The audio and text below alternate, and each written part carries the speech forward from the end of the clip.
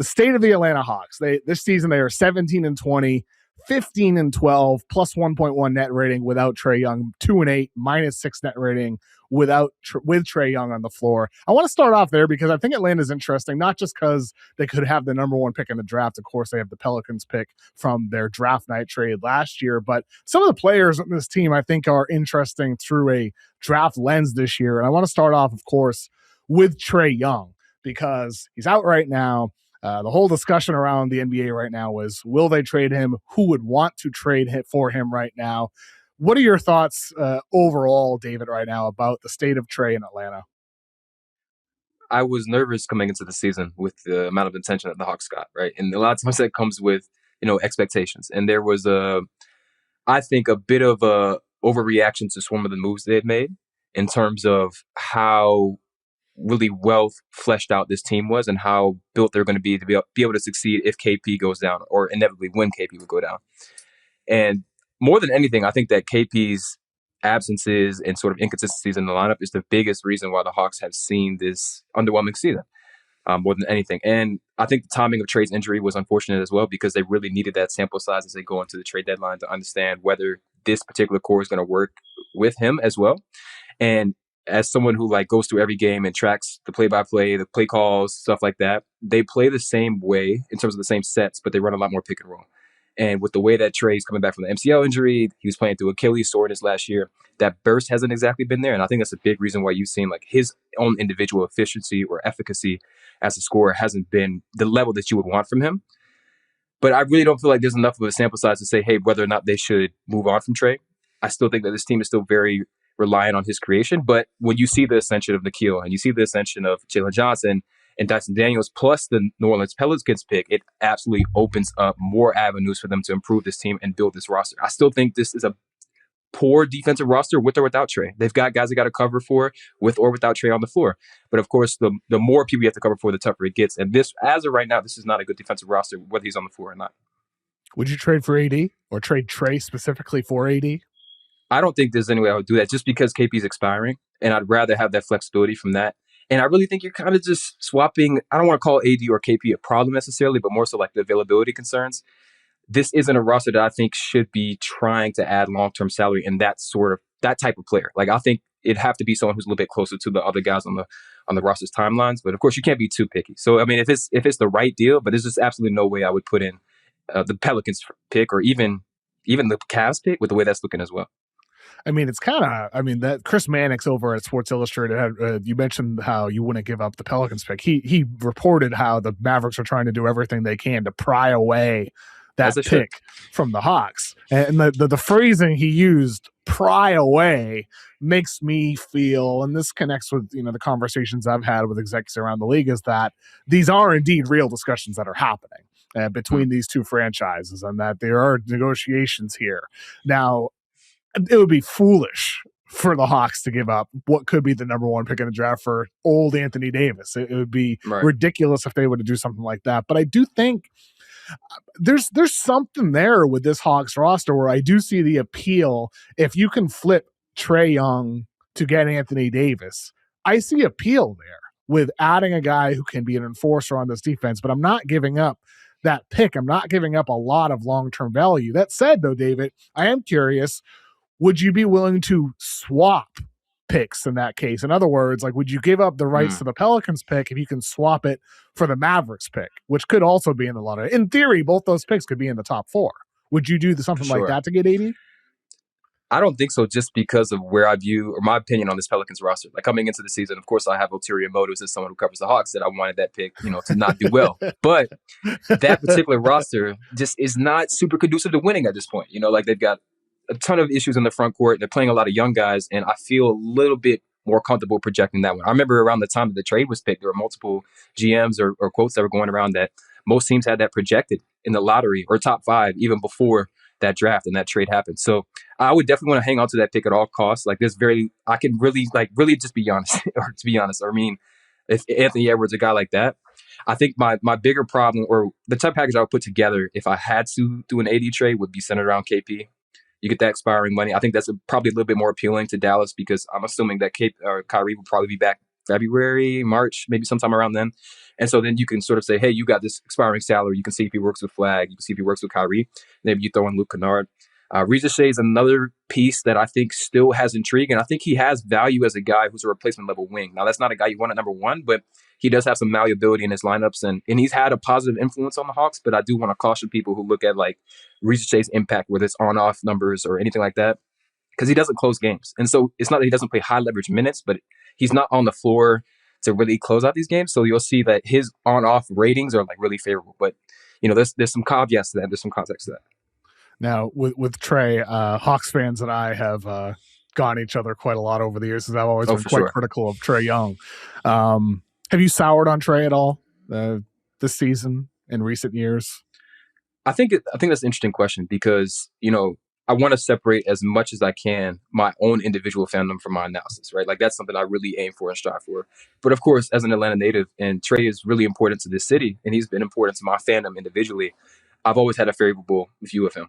I think that if I was seeing this Hawks team as a legitimate defense first roster that looked dramatically different with or without him, I would probably say, hey, it may be time. But where I think I sort of hesitate, despite the fact that, of course, he gets mismatch hunted to oblivion against certain teams, I think that the infrastructure problems go far beyond Trae, right? And so whether it's the backup center thing, size on the wing, the fact that Risacher hasn't quite filled out his frame. They haven't found that guy where they can say, hey, we don't want to have Dyson. We want Dyson roaming. We don't want Dyson to have to check every number one option. I think that Trae at his peak in 2022 was absolutely worth the defensive trade-offs. I think right now, if he's going to, with this level of burst, with the level of sort of lack of athleticism we've seen from him creating without a screen, it becomes a lot tougher. Like that one, there was a play against New York, end of the game, he comes off an away screen with a curl action, and he curls into Mitchell Robinson. And because he doesn't either trust his knee or his burst, he doesn't attack him. He doesn't pull it back out. He throws it back to Jalen Johnson as a turnover. And I've seen V. Krejci take that and drive it. I've seen Luke Kennard take that and drive it. I've seen Nikhil. And so when you can't give the ball to the best player and attack off ball because of his limitation of size or whether it's the burst, that's where it becomes, okay, maybe the offensive impact isn't worth the defensive trade-offs. Again, I feel like I need to see more this season, and I want to give him grace, but they only have so much time for the trade deadline, and there are other pieces that are sort of pushing the issue, whether it's like Nikhil's that he's scaled up amazingly. He's such an awesome offensive player. With Jalen Johnson specifically, I want to pivot into him here because, David, like year to year, like he barely plays in college, year to year in the NBA, it's been one leap after another with him. What is the difference this year with Jalen Johnson compared to any other year prior that you've observed? Yeah, it's a great question. And he was kind of like an unknown commodity, which I think is so fascinating. Even when he got to the Hawks, Lloyd Pierce wasn't playing him much. Nate McMillan wasn't playing him much. He was kind of like relegated to the corner. But what we've seen from him, I think, is the growth as a driver and a half-court operator.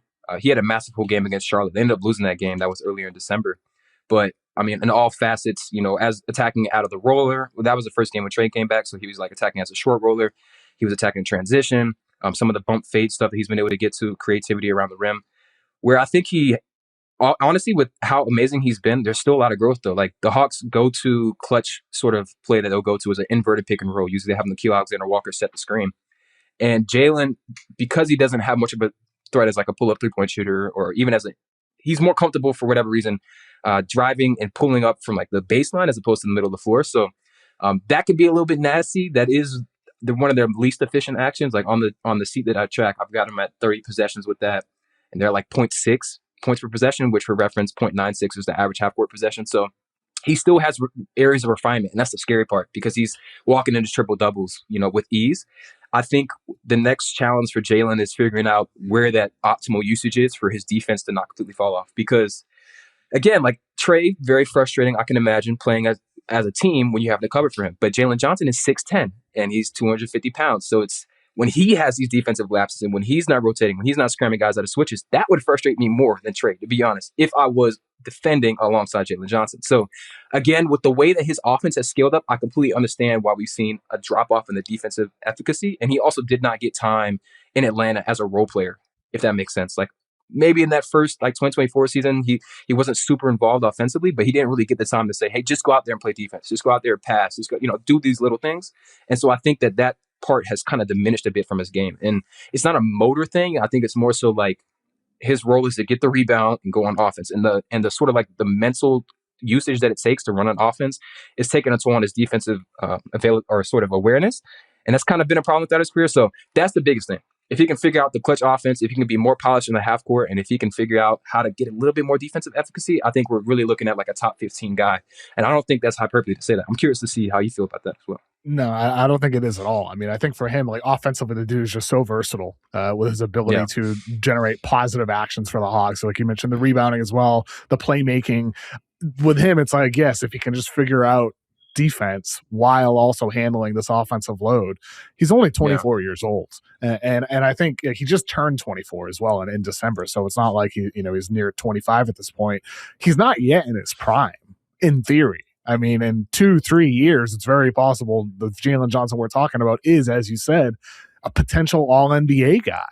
That is on the table for the Hawks, which is why I think they're one of the more fascinating teams in the league, because there's a lot of good things cooking with the team. Yeah. I mean, like, I think Jalen Johnson being the most appealing, Okongwu continuing to add layers to his game, adding a three-pointer as well. Dyson Daniels, of course, coming off the year that he had, adding Nickeil Alexander-Walker. There's a lot of good stuff here. I still really like Asa Newell as well. We'll see what he turns into in the years to come. And of course, they have this pick at the top of the draft, courtesy of the New Orleans Pelicans. Now, Zaccharie Risacher, their former number one pick, you go to your website and you click over, I'm playing around with it. I see the rookie sophomore tracker on the Fifth Factor. And, who do I see this morning on the trending down section? It's Zaccharie Risacher. Risacher in the trending down section on Fifth Factor. And that's because he's not had a great season, has not had a great stretch as of late. With Risacher, what's your level of concern with him being something much more than, as you said earlier, a replacement level wing? It's tough for Risacher.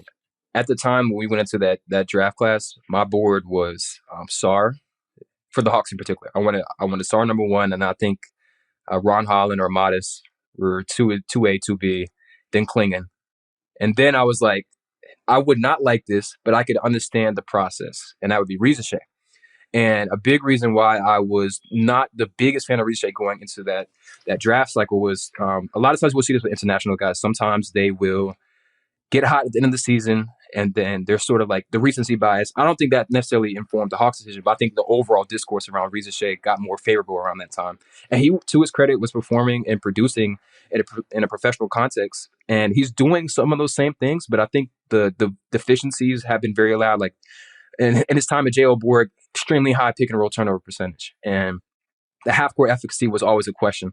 And I think sometimes he plays smaller than he should be, especially when he contests shots. He tends to leap forward instead of jumping up. So he kind of makes himself smaller. He already doesn't have a great wingspan relative to his size. I think what Risacher does really well, that fits well with this Hawks team, is he gets out and runs in transition, like one of the highest transition frequency differential players in the league. I think maybe around like 8 or 9%.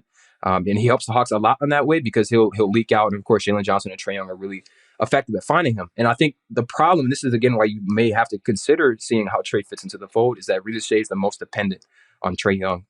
Any starter, pretty much any player in the starting lineup or in the entire lineup in general.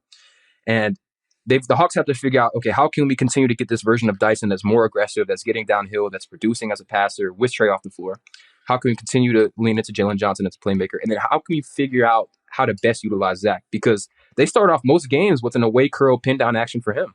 And if that shot isn't immediately there, then they have to move on to the second action because he can't necessarily create something from nothing at this point. And I don't think he feels comfortable. I don't think he has the handle. I don't think he has the strength. There's still moments where like, okay, this is a very clear guy that could fit into this core long term. And I don't think that this on his rookie contract, like I would include him like an AD trade or something like that. But there's a reason why he's not closing games. And it's not that Quinn Snyder doesn't like him. It's not that he's not being developed. It's that Nickeil and Veet are better players than him at this point. Depending on the matchup, they may need that size, but I'm never really upset with Quinn saying, hey, let's close with Nickeil. Let's close with Veet. I mean, they absolutely are better players right now. And I think with Risacher, I mean, I was not high on him at all prior to the draft. I think I had him 10th or 11th on my board, and then he goes number one. And it's like, well, maybe this will go down as a big whiff, or it'll go down as the correct decision. And like, we're only a year and a half in. I mean, there's still a long runway of him to figure things out. But my concerns pre-draft were him, where, you mentioned the shot creation. This year he ranks in the 21st percentile in points per drive. He's shooting only 54% on unassisted half-court shots at the rim. It's that, but also the shooting. I mean, he was very inconsistent, very streaky overseas before coming to the NBA. Right. It's been very much the same thing through 109 games so far with the Hawks. 34.8% from three, 69.7% from the line through his year and a half so far in the NBA. That's 36% on catch and shoot threes, 25% on dribble jumper threes, only 38% from mid-range. And I think there's no doubt that he has the ability to be a really, really good defensive player.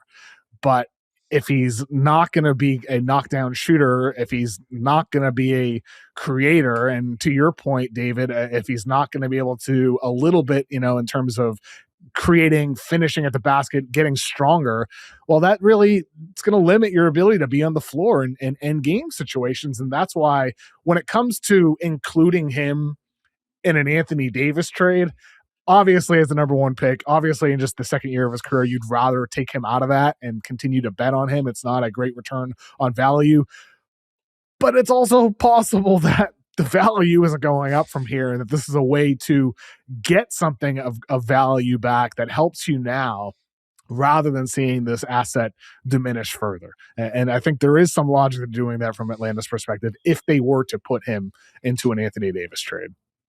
Yes, it's unfortunate because I think that a lot of guys are going to their viewpoint or their perception will always be diluted by where they're picked in the draft. Like that's, if I almost wish the Hawks would have just taken Trae and not traded him for Luka, because those two guys, their legacies were inevitably going to be intertwined for the rest of their careers. Of course, they got Cam Reddish out of that, all of that. But I think that Risacher, if he goes 10th, if the Hawks stay at 10th, where their odds were, they take Risacher.